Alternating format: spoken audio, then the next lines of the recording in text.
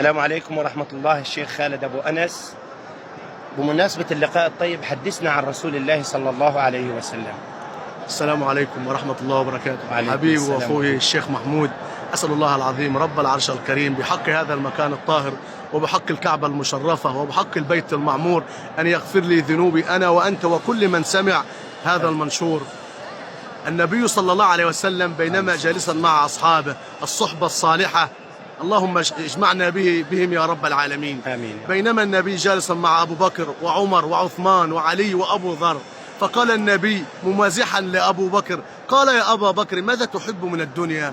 قال أحب ثلاثا يا رسول الله: النظر إليك، والجلوس بين يديك، وإنفاق مالي عليك. وأنت يا عمر؟ قال أحب ثلاثا يا رسول الله: أحب قول الحق ولو كان مرا، وأمرا بمعروف ولو كان جهرا، ونهيا عن منكر ولو كان سرا.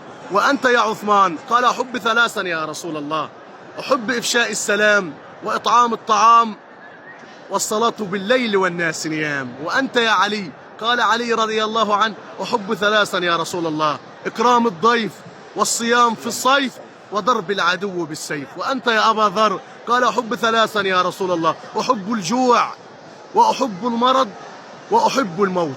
قال لماذا تحب الجوع يا أبا ذر؟ قال أحب الجوع ليرق به قلبي، وأحب المرض ليغفر به ذنبي، وأحب الموت لألقى به ربي.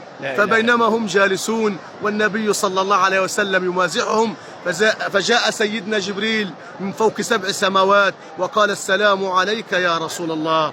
فرد النبي صلى الله عليه وسلم السلام، ثم قال جبريل عليه السلام: أحب من دنياكم ثلاثا. ماذا تحب يا جبريل؟ قال: أحب ثلاثا: تبليغ الرسالة، وأداء الأمانة، وحب المساكين. ثم انصرف سيدنا جبريل، ثم رجع مرة أخرى وقال: يا رسول الله، السلام يقرئكم السلام. من هو السلام؟ هو الله جل جلاله. النبي كان يقول: اللهم إنك أنت السلام ومنك السلام، تباركت يا ذا الجلال والإكرام، فوحدوا السلام. صدق رسول الله صلى الله عليه وسلم. ثم قال سيدنا جبريل: الله تبارك وتعالى يقولكم السلام ويقول لكم: أحب من دنياكم ثلاثا: لسانا ذاكرا، وقلبا خاشعا اسمع، وجسدا على البلاء صابرا. فيا من رزقت، فيا من حرمت الولد، ويا من ابتلاك الله بالمرض، اصبر، الله تبارك وتعالى سوف يعوضك خيرا. وأسأل الله العظيم رب العرش الكريم كل من نشر هذا المنشور وسعى في نشره أن يرزقه الجنة الفردوس الأعلى بجوار النبي وأبو بكر وعمر وعثمان وعلي وأبو ذر ونحن أجمعين. وصلى الله وسلم وبارك على سيدنا محمد. شاركها لينتفع بها غيره.